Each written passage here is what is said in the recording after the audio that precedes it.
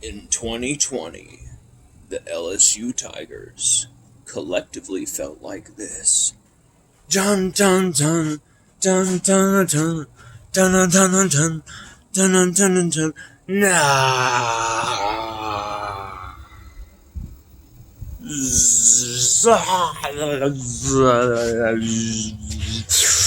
Fast forward all that.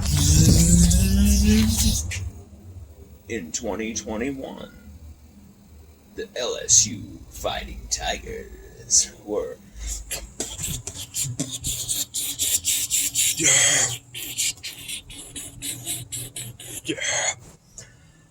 What is up? It is Lon Philip Sullivan here in the house, my house.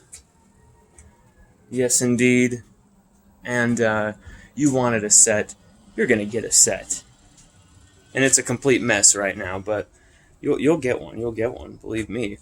Preparations are being made. I figured we could do something like a MTV style cribs type of thing. LSU Odyssey cribs. Would you be down for that? Would you want it? All right, come on. Let me get my giant water bottle. Refreshment. All right. LSU Odyssey cribs in the house. In the house.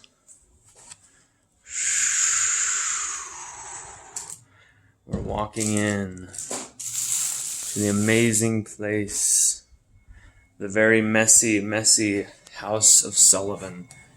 Well, this is where the base of operations will be for LSU Odyssey. This will be the home of the Covenant, so to speak. We got Rivers over here. This is where my guitar stuff will be. Some posters, DVDs, and a decorative thing.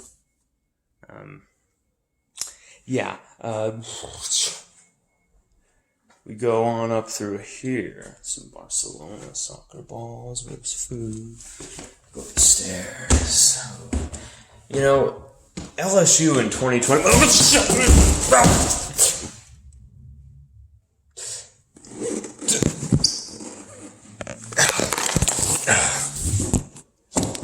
Sorry, my bad. I have a problem with stairs.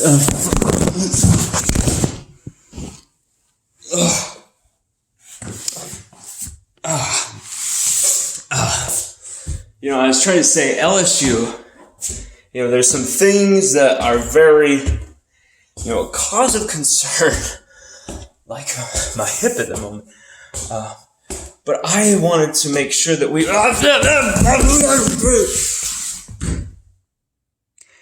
LSU, there's a few things we need to understand going into this season.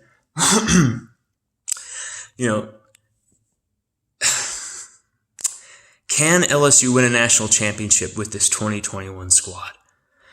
I think they can. They can win a championship with this squad. Second-year Max Johnson at quarterback.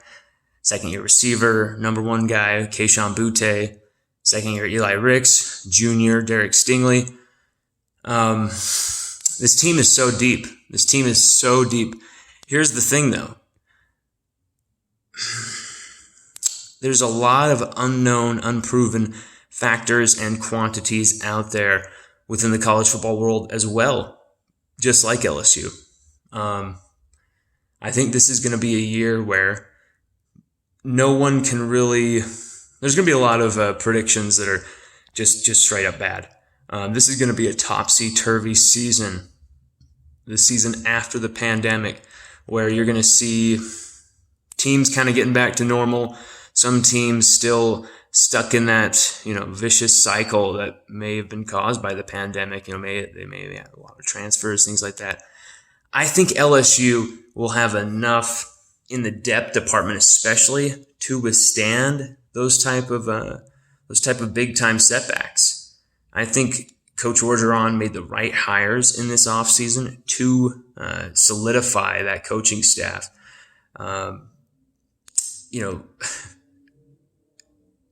It's kind of, here's the thing. We haven't seen a lot of these guys call plays in Division I. We haven't seen it. But there's so much collective belief around this team. I don't think it's just them blowing smoke. I think a lot of guys were humbled by the events of 2020. And yeah, maybe some are still being, there's a pandemic, it'll be fine.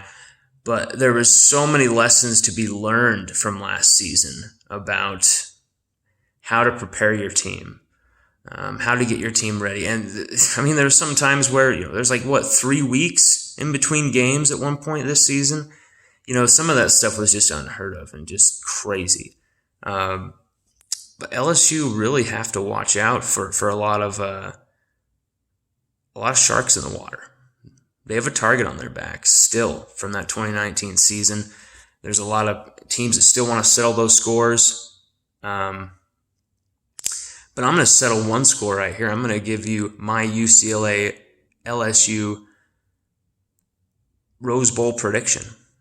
September 4th in the Rose Bowl. Okay. LSU coming into this game, maybe a little beaten up, maybe a little, some guys who people have questions about, some guys who may or may not start, all of that. But here's the thing. I think the lineup is more or less been settled right now. I think if you look at my offensive and defensive lineup depth chart predictions, I'm not only there's some surprises in there, of course, but I think a lot of those guys are just quite fixed in their roles. Especially Coach Ed Orgeron favorites like Joseph Evans and Andre Anthony, Ali Guy. Those guys I don't think are going anywhere. The linebacker area is where you're going to have maybe some guys, including myself, get some wrong. I'm picking Micah Baskerville to enter the season as linebacker 1. But I want to make it very clear. Anyone who's ever watched LSU, anyone who's ever followed LSU, anyone who's ever been a fan of LSU, especially diehard fans, you know this better than anyone. What begins the season, the staff, certain play calls, certain philosophies, and then, of course, personnel. What begins at the start of the season usually is way different at the end of the season. You're usually seeing guys rise, some guys fall, some guys have injuries, and because of that depth at LSU, there's a lot of guys who take those spots and make a name for themselves. This team is ripe for that. So we cannot see Durante Jones, Blake Baker, Andre Carter, Corey Raymond, Coach Ed Orgeron. We cannot see Jake Peets, DJ Mingus. We can't see any of these coaches be afraid to make adjustments, pull a guy out, dress someone down. We can't ask for more, demand more. We cannot see this coaching staff accept certain things because of status or tenure at LSU or any other factor, age, that type of thing. I want the best 11 guys out there at all time. If that means that Andre Anthony moves to defensive tackle for a certain snap and BJ Ojulari stays at defensive end, so be it. I want the best 11 guys on the field. If that means for that certain play, that certain mismatch, you want Andre Anthony kicked inside at DT and you want Ojulari rushing off the edge at DE, that's what you're going to do. And I just think there's a lot of questions that can be answered very quickly just by playing the games. But that's the thing, is this team might take a loss or two having to figure out those questions. But either way, it's the start of some really special type of team here with LSU. I think there's a strong batch of players here that are going to be future leaders, future superstars. And that future may be now. UCLA, UCLA Bruins, they've got a great dual threat quarterback, DeAndre Thompson-Robinson, but here's the thing. I hope I'm getting his name right. And he's looked very good, but here's the thing: returning 5 of their top performers, 6 or 7 of their top performers on the offensive line. They've gotten a lot of transfers coming into their team. I think their defense has 9 or 10, maybe 11, maybe all 11 seniors are starting for that defense supposedly. I heard a lot about UCLA and stuff. Been looking into them, but here's the thing: Chip Kelly, it's not going to be enough. I think it's going to be a shootout as LSU kind of makes a few explosive play mistakes here and there, but on the most part, come up with some brilliant turnovers, make some huge plays on the defensive side. Eli Ricks will have an interception return for a touchdown in this game in front of his hometown LA crowd. The Mater Dei boy, he's going to be having a pick 6 in this game, okay, to set the tone, I believe.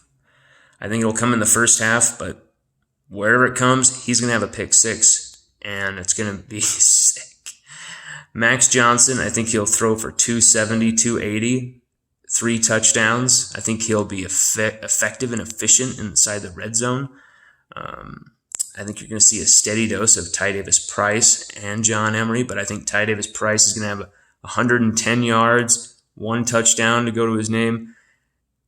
I think you're going to see Cade York make some clutch field goals in the first half and third quarter when it's kind of back and forth, because I think this game is going to be exciting. I think there's going to be some fireworks.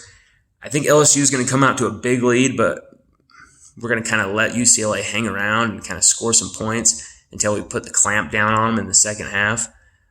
You're going to see it be 38-28 LSU at the Rose Bowl.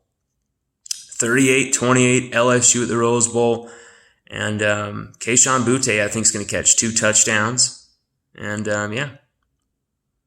it's going to be a big day. As for freshmen, I think you can log Brian Thomas Jr. down for his inaugural debut touchdown for LSU in some type of red zone situation. I think we're going to have no problem driving on UCLA. Can we finish in the red zone? They've been scrimmaging that more than anything else. That's why Max's stats haven't been as gaudy as Garrett Nussmeier's. They've been more controlled and more working on short yardage type of packages instead of just free range, run and gun, prove it or lose it type of position battle stuff like the second and third string guys are doing. And that's why Nuss has been able to rack up so many yards and touchdowns, because it's kind of more loose and free, whereas Max's is more controlled, specific, and they already know what they have out of Max. They already know what they're going to get. They just want to tighten things up as a team in certain scenarios, 3rd down, 4th down, 2-point conversions as well. They're running a lot of 2-point conversion practice.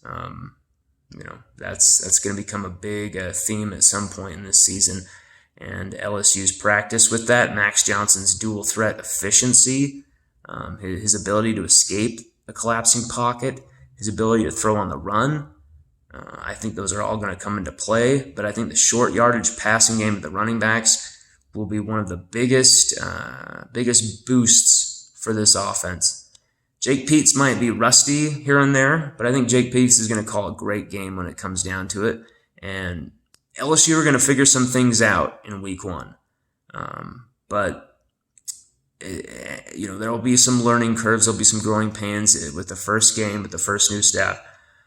But all in all, I think this game is going to be a success. This trip out west is going to be a success. And I think LSU comes away with a 38-28 win that kind of looks a little more favorable to UCLA than it should. But we'll see. Hopefully LSU can back my play up. I think the defensive line are going to cause havoc as well. I think DeAndre Thompson-Robinson is going to have some big rushing plays. I think that's what's going to hurt us most offensively. But when he starts trying to throw the football, I think he's going to at least throw 2-3 interceptions. I think you could put Ricks down for one, hopefully Stingley down for one. But I think one of the linebackers gets a pick. Someone like Navontek Strong. So I think Navontek Strong gets a pick. Eli Ricks with that pick 6, like I mentioned before. And then let's put Derek Stingley Jr. down. Let's just hope that Sting gets, breaks that 0 that he had from last year and starts the season off right with a pick. That would be just beautiful. I have a crystal ball vision of just one annoying injury that might happen this game.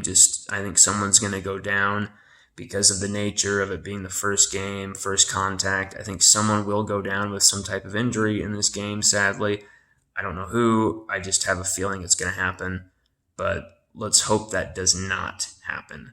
But all in all, a successful trip out west. I think LSU 38-28. Let's go. I think it's gonna be badass. Go Tigers, baby.